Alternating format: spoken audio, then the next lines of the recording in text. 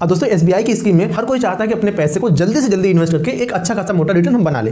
तो यहाँ पे एसबीआई ने एक एनएफओ लॉन्च किया है जिसका पूरा नाम है SBI energy opportunity fund direct growth NFO. ठीक है, इस फंड को इसने लॉन्च किया है। इसका लास्ट डेट अभी क्या है, यहाँ पे शुरू हुआ है कब से, 6 फरवरी 2024 से, यानी 6 तारीख, अभी जो फरवरी है 6 तारीख, आज 7 तारीख है जिस दिन ये वीडियो शूट हो रहा है, 6 तारीख को इस फंड का लॉन्चिंग है और ये 20 फरवरी 2024 तक रहेगा। ठीक है, यानी कि 6 फरवरी से 20 फरवरी तक इसमें आप अपने पैसे को इन्वेस्ट कर सकते हैं। और यहाँ पे देखिए इसका एनएवी कितना है, अभी 10 रुपया है। तो लोग सोच रहे हैं अभी एनएवी कम है, यहाँ पे अपने मोटे पैसे को इन्वेस्ट करके एक अच्छा खासा रिटर्न बना सकते हैं। यहाँ पे आप मिनिमम इन्वेस्टमेंट की बात करेंगे तो यहाँ पे आप सिर्फ 5,000 रुपये से अपना इन्वेस्टमेंट कर सकते हैं, यानी कि 5,000 रुपये से अपना इन्वेस्टमेंट यहाँ पे कर सकते हैं। और यहाँ पे अगर एग्जिट लोड की बात करते हैं तो आपको 1% का एग्जिट लोड देना पड़ेगा अगर आप अपने पैसे को 1 साल के भीतर अपने पैसे विड्रॉल करते हैं, यानी कि आपने जमा कर दिया 1 साल के पहले अपने पैसे को आप निकालना चाहते हैं तो आपको यहाँ पे 1% का एग्जिट लोड लगेगा। ठीक है, अब यहाँ पे बात करते हैं 1 साल के अंदर। ठीक है, जैसे कि हर फंड का बेंचमार्क होता है तो इसका जो बेंचमार्क है यह है Nifty energy total return index, जो कि आप देख सकते हैं इसने काफी अच्छे खासे रिटर्न दिए हैं पिछले 1 साल 2 साल 3 साल 4 साल 5 साल में। अभी आप देख पा रहे होंगे स्क्रीन पे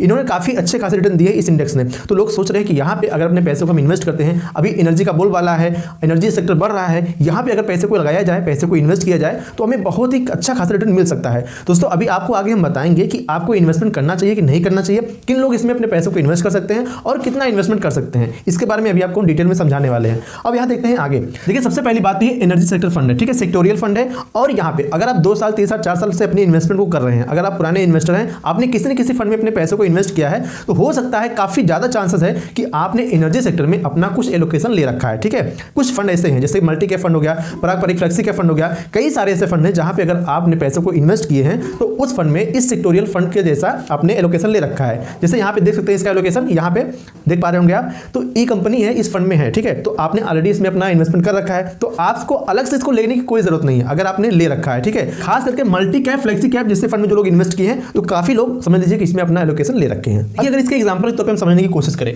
यहाँ पे देख सकते हैं DSP natural resources and new energy fund, ये भी एनर्जी सेक्टर का फंड है। जिस तरीके से ये एनर्जी सेक्टर का फंड है ये भी एनर्जी सेक्टर का फंड है। आपको एक चीज बता दें, आप जब किसी एनर्जी सेक्टर में अपने पैसे को इन्वेस्ट करते हैं तो समझ लीजिए वो एक सेक्टोरियल फंड है, यहाँ पे आपके पैसे ज्यादा रिस्क में होते हैं, आपके रिटर्न काफी अच्छे खासे मिल सकते हैं, बट जैसे ही स्टॉक्स डाउन होते हैं इनके तो आपके फंड भी काफी ज्यादा डाउन हो जाते हैं, आपको काफी ज्यादा रिटर्न कम मिलने लगता है। तो यहाँ पे इसका देख सकते हैं आप, पिछले 1 साल में DSP natural resources and new energy fund ने 40% का रिटर्न दिया है 1 साल में। ठीक है, 29% का दिया है 3 साल में, 23% का दिया है 5 साल में और ऑल टाइम की बात करें तो इसने 18% का रिटर्न दिया है DSP natural resources and new energy fund. जिस सेक्टर का ये फंड है उसी के हिसाब से मिलता जुलता ये भी फंड है। ठीक है, अब ये तो हो गया एक एग्जांपल। अब इसका हम एग्जांपल 2 देखते हैं, Tata resources and energy fund. इस फंड ने 1 साल में 43% का रिटर्न दिया है, यहाँ पे 3 साल में 25% का रिटर्न दिया है और यहाँ पे बात करें 5 साल की तो 26% का रिटर्न दिया है और ऑल टाइम की बात करें तो 20% का रिटर्न दिया है। तो भाई इसने काफी अच्छे खासे रिटर्न दिए हैं पिछले 5 साल में, पिछले ऑल टाइम में जब से फंड शुरू हुए हैं, लगभग 8-10 साल हो गए इन फंड को शुरू हुए, तो इन्होंने काफी अच्छे खासे रिटर्न बना के दिए हैं। अब सवाल ये उठता है क्या इस रिटर्न के बेसिस पे अपना इन्वेस्टमेंट करना इस फंड में ठीक रहेगा?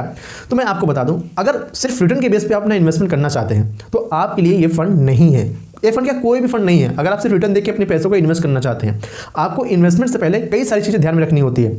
आप बिना मतलब के अपने फोलियो नंबर बढ़ाते चले जा रहे हैं, अपने फंड की क्वांटिटी बढ़ाते चले जाएंगे तो आपको ज्यादा फायदा नहीं होगा, उल्टा आपको एक्सपेंस रेशियो ज्यादा देने को पड़ेगा। ठीक है, इसीलिए आप ये देखिए कि आप जिस फंड में इन्वेस्ट कर रहे हैं उससे मिलता जुलता कोई फंड तो ऐसा नहीं है जिसमें आपने पहले इन्वेस्टमेंट कर रखा है। अगर आप वहां पर इन्वेस्टमेंट कर रखे हैं और फिर आपने उसी कैटेगरी का दूसरा फंड ले लिया तो वहां पर आपके एक्सपेंस रेशियो तो बढ़ेंगे बढ़ेंगे, साथ में आपको रिटर्न भी उसी के हिसाब से मिलेगा। तो अगर वो फंड डाउन होगा तो जिस फंड में आप इन्वेस्ट करें वो भी डाउन हो जाएगा, तो आपको ज्यादा नुकसान हो सकता है। इसीलिए जब भी अपना पैसा इन्वेस्ट करें आप देखें, आप ये देखिए जिस फंड में हम इन्वेस्ट कर रहे हैं उसका एलोकेशन किस कंपनीज में है, किस स्टॉक्स में है। अगर उसे स्टॉक्स में दूसरे फंड का भी एलोकेशन है तो वहां पे आपको ज्यादा पैसा अपना इन्वेस्ट नहीं करना चाहिए या फिर नहीं ही करना चाहिए। ठीक है, अब यहाँ पे देखते हैं जो लोग इसमें इंटरेस्टेड है इस एनएफओ में अपने पैसों को इन्वेस्ट करने के लिए उनको क्या करना चाहिए, किसको इन्वेस्ट करना चाहिए, किसको नहीं करना चाहिए और कितना करना चाहिए। देखिए अगर आप एक एग्रेसिव इन्वेस्टर हैं, अगर आप अपने फंड पर रिस्क चाहते हैं, रिस्क से खेलने की आपकी आदत है कि हमको भैया ज्यादा रिस्क लेके अपने पैसों को इन्वेस्ट करना है और मोटा रिटर्न बनाना है और पैसे अगर चले गए तो भी हमें उतना ज्यादा नुकसान नहीं है या फिर मुझे कोई चिंता नहीं है,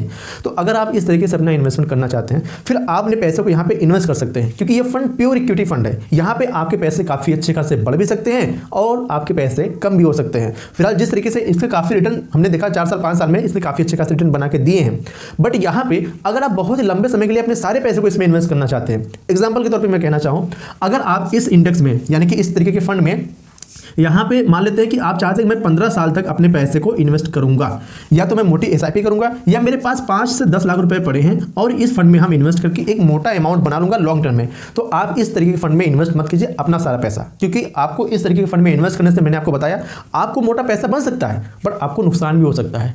इसीलिए आप सारे पैसे को इस तरीके के फंड में इन्वेस्ट ना करें। हाँ, अगर इन्वेस्ट करना ही चाहते हैं तो आप अपने इन्वेस्टमेंट अमाउंट का 10 to 15% का अपना इन्वेस्टमेंट कर सकते हैं, 10 से 15% तक। उससे ऊपर अपने पैसे को इन तरीके के फंड में ना लगाएं, नहीं तो आपको नुकसान भी हो सकता है और भाई रिटर्न भी मिल सकते हैं, दोनों हैं। तो अगर आपको जो अच्छा लगे उस तरीके से अपना इन्वेस्टमेंट कर सकते हैं। मेरा कोई सजेशन नहीं है, मेरा जो अपना ओपिनियन है मैंने आपको बताया।